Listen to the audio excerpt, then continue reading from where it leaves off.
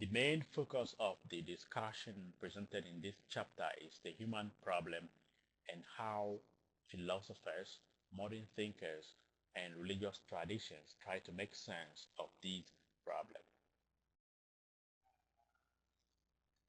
Before we explore the ways in which philosophical traditions, religious traditions, and modern thinkers come to make sense of the human problem, let us ourselves come to terms with what it is that we mean when we refer to the human problem.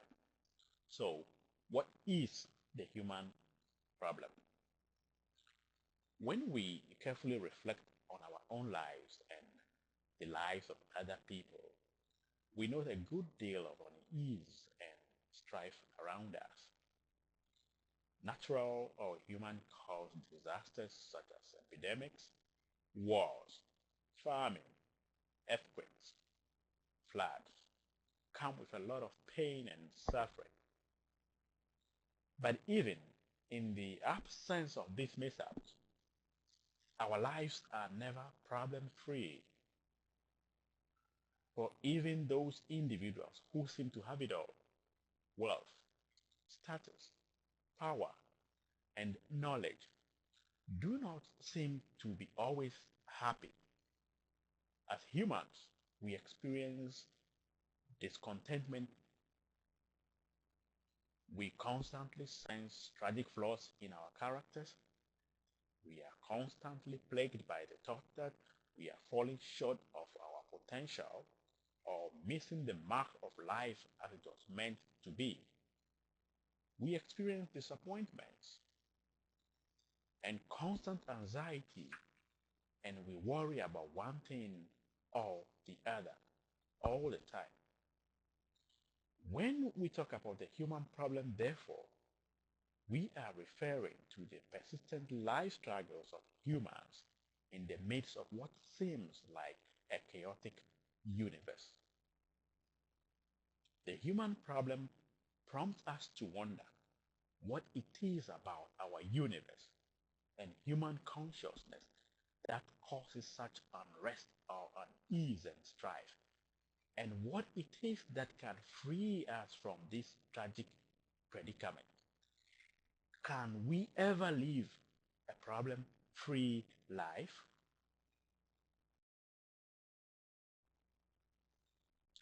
Some modern thinkers have tried to uncover the cause of our persistent anxiety and alienation in modern society, or what we have just defined as the human problem.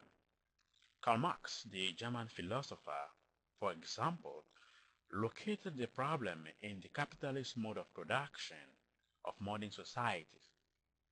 Work or labor is alienating, argues Karl Marx, and humans find no satisfaction in it. Thus, for him, the true misery of the human condition lies in alienation. Now, what does Karl Marx mean when he talks about alienation? Karl Marx argues that productive labor alienates because it reduces the human to a commodity or to products that can be bought or sold. Through work, humans are also alienated from themselves, for labor does not offer opportunities for human beings to express their own unique talents or to engage in what they genuinely would like to do. We work in order to survive. Karl Marx goes on to argue that through labor, humans even no longer perceive each other as fellow humans, but as strangers, that is, individuals trading in objects each of them has made. For these reasons, he thinks labor alienates, and that is the root cause of the misery that we experience in life. As an antidote to this problem, he argues that only when we overcome alienation in all these forms that we have just outlined can real happiness eventually be recovered.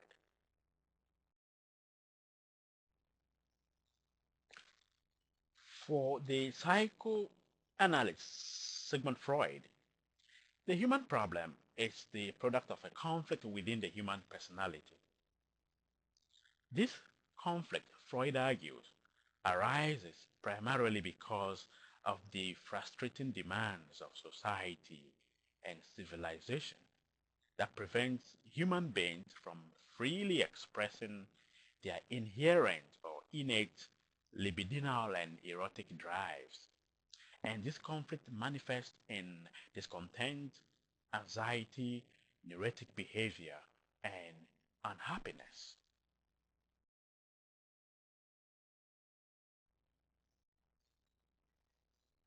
Freud then argues that the key to happiness in the world lies in the ability of humans to redirect such antisocial tendencies along socially constructive and productive lines through the exercise of the human rational capacity or the human intellect.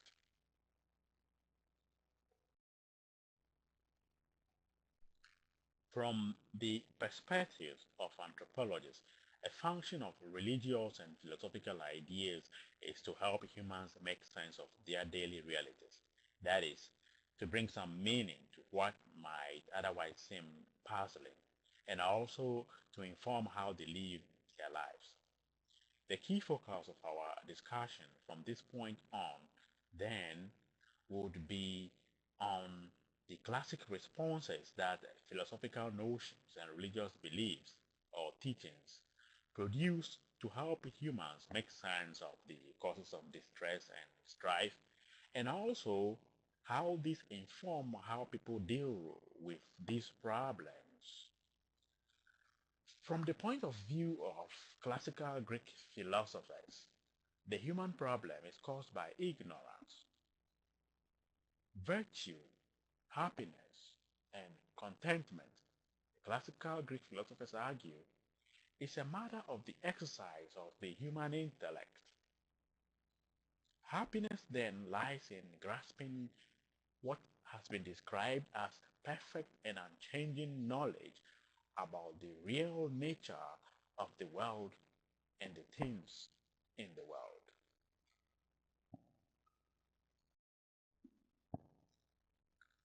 Plato, the Greek philosopher, prescribed rationalism as the antidote to humankind's ills.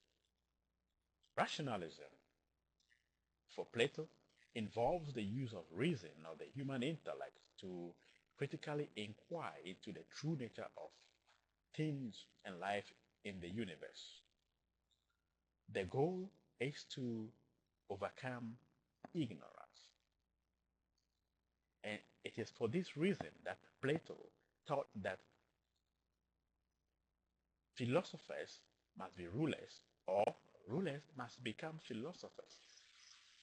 For only then can the truth that would lead to social harmony be discerned.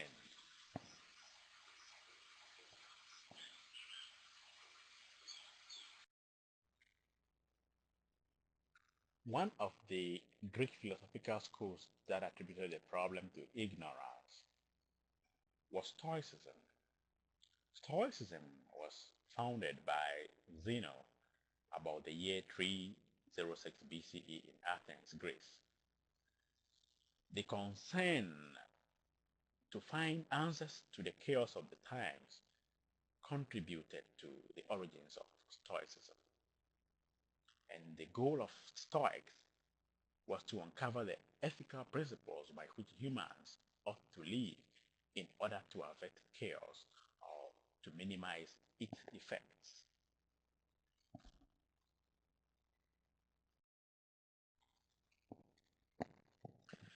The Stoic philosophers' response to the human problem was the view that what we perceive as manifestations of problems in the universe in reality are not problems. On the contrary, they are part of a grand divine scheme.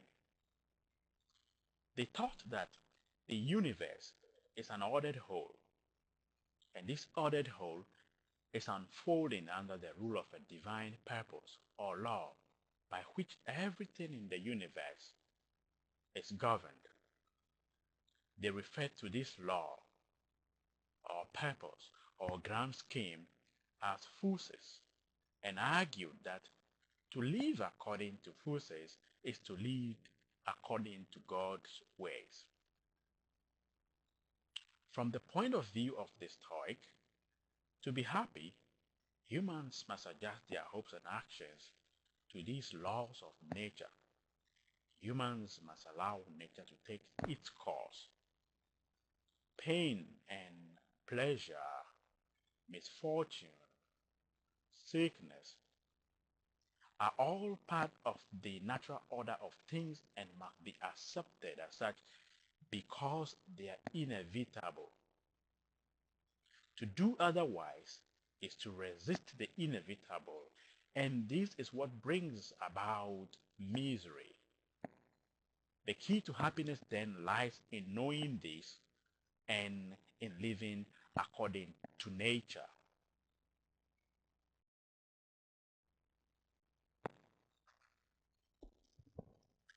The position of the Stoics might sound like fatalism, but it's not really so, for they did not suggest that humans must not make efforts to influence their circumstances. For the Stoics, humans must develop the ability to distinguish between what lies within their power to change or act upon and what lies beyond it. Such things as physical appearances, mental gifts, ethnicity, nationality, death, illness, for example, lie outside our control, and it is folly to fret and fuss about this. Such externals, the Stoic would suggest, must be regarded with indifference or apatheia because there is nothing dreadful or unpleasant about them. It is our own judgments of them that make them dreadful realities. One who cultivates apatheia is not only wise, but is freed from anxiety, fear, envy, and desire, and is always happy.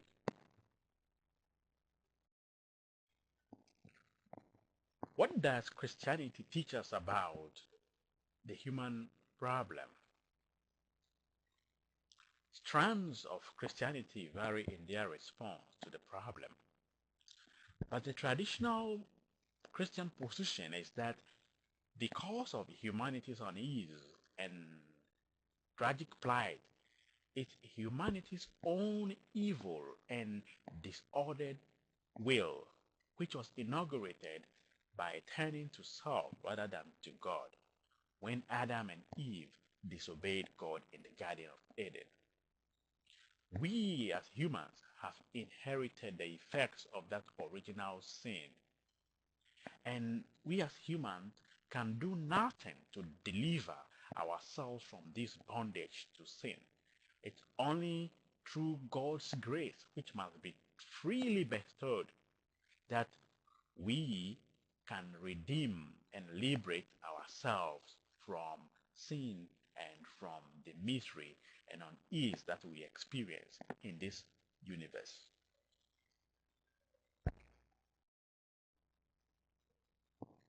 What about Buddhism? What does it teach about the human problem? At the core of the teachings of Theravada Buddhism, which is the earliest strand of Buddhism that was inaugurated through the teachings of Gautama the Buddha, is the human problem or the problem of suffering and the prescription for how to overcome this problem.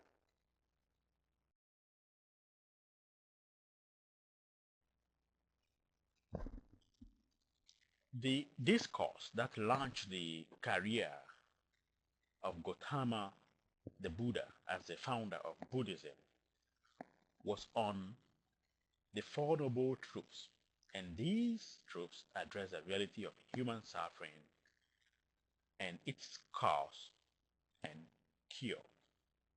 And in what follows, we will examine the noble truths one after the other and expound on them, noting carefully what they say about the human problem.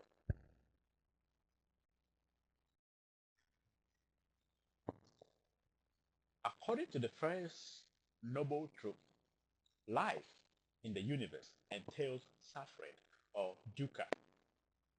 Dukkha is a Pali word and it means suffering in all its ramifications. And Pali is an Indian dialect and one in which some of the authentic teachings of the Buddha have been preserved.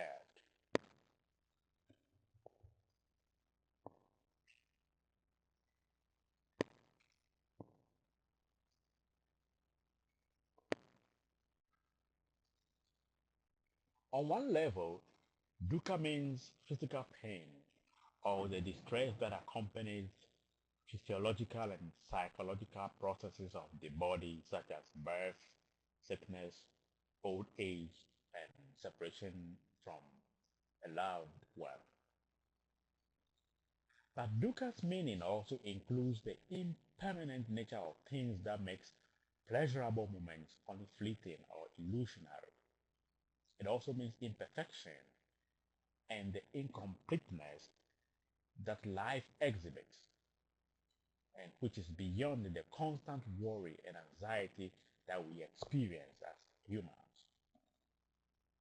The Buddha taught that so long as we live in the universe, we cannot escape from suffering in any or all of these forms.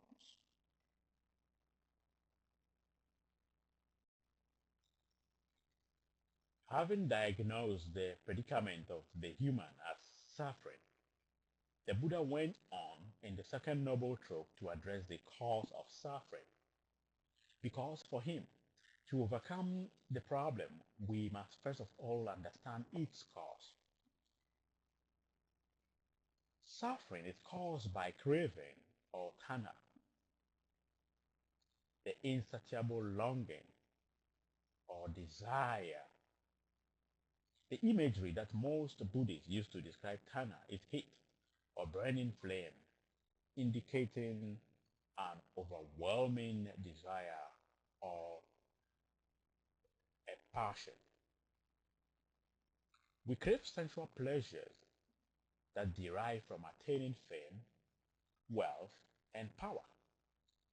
But this is not all. We constantly seek attachment to ideas, to ideals, to views, to opinions, and to conceptions.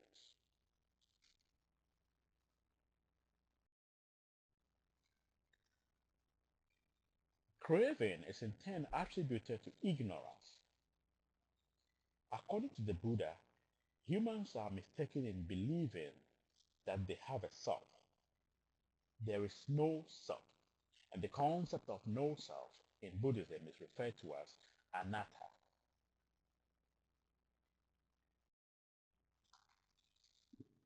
The Buddha thought that humans are made up of five psychophysical elements known as the khandhas. Each of these elements is changing constantly, and so there is nothing permanent within us that is called the self. Ignorant about this truth, humans engage in actions aimed at satisfying the cravings of a non-existent self, and actions bring with them a lot of suffering, stress, and strife.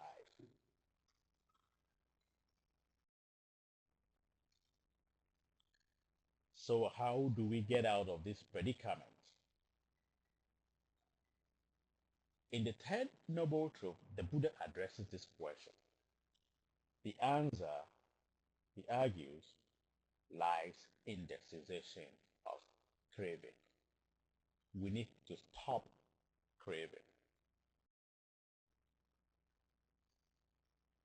The fourth noble truth then outlines the steps the humans can take for craving to cease. These steps are eight in number, and if you turn to the 12th chapter on Nirvana, these steps are discussed into details.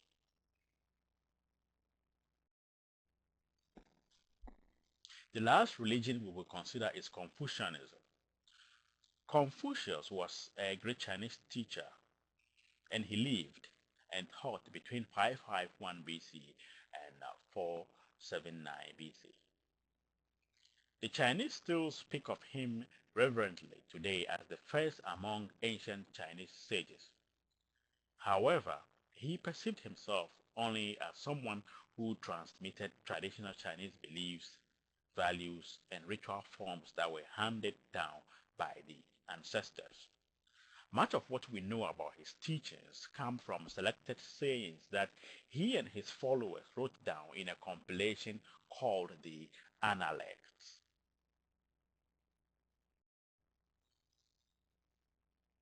Great teachers and their philosophical traditions are often products of and also speak to the issues of the times in which they lived. Confucius was no exception, for the terrible social and political instability of the China in which he lived informed what he taught and his understanding of the human problem. In other words, what we are saying is that Confucius perceived the human problem through the lenses of the problems of his days.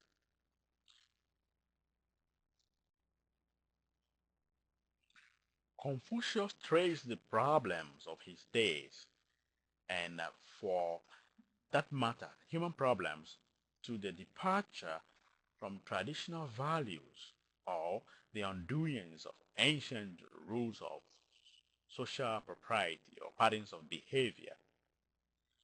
Building on this notion, some of his followers attributed this departure to the pursuit of personal or selfish desires. For Confucius, education holds the key to the solution to the human problem, but he stressed a particular kind of education, the kind of education that is aimed at inculcating in the individual traditional values and patterns of behavior.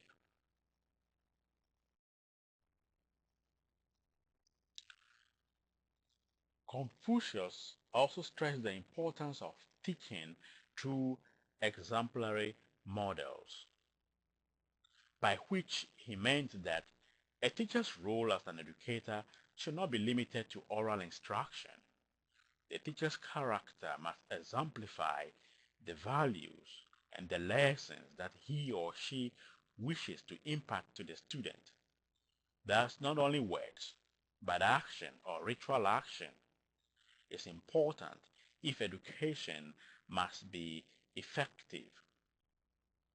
Ritual action, he argues, shapes behavior and character, and in turn, character reinforces ritual action. And Li, which is the word for ritual action, then for Confucius, is the foundation of a good educational system.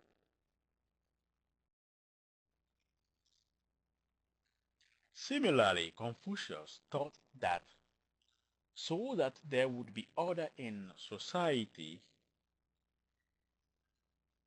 individual leaders must demonstrate virtue in their characters. A good society is not achieved either by law or physical force, but by exemplary leadership. A leader's own life must therefore exemplify the moral values and the character that is considered to be worthy of emulation. For Confucius, this is the basis of a leader's charisma.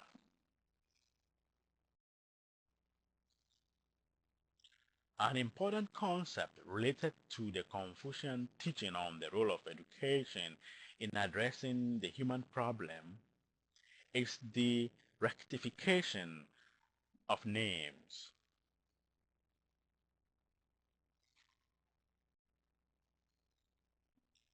By rectification of names, he means that things should be called by their proper names. If things are not called by their proper names, what is said will not be what is meant. Words should convey the true meanings intended by the speaker. In other words, people should not misuse words in order to hide their true intentions.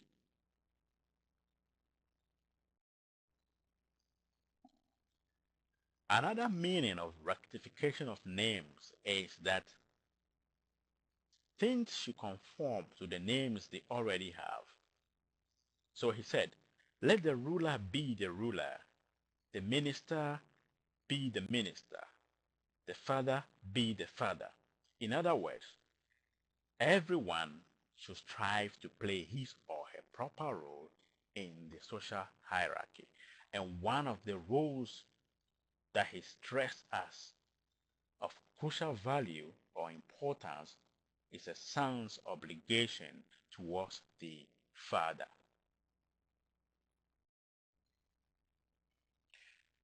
To conclude the discussion in this chapter, let us put together the ideas of the various philosophical schools and religious traditions that we have explored with regards to the human problem and its cause. Whilst modern thinkers such as Karl Marx would attribute the human problem to alienation, Greek philosophical schools believe that it is due to ignorance.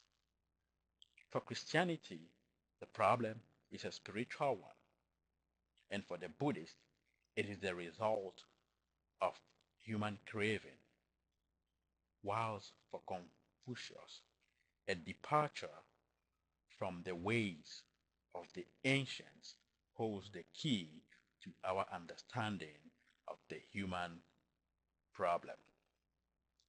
I am again Dr. Albert Kafui Wuaku, and thank you for listening to this lecture.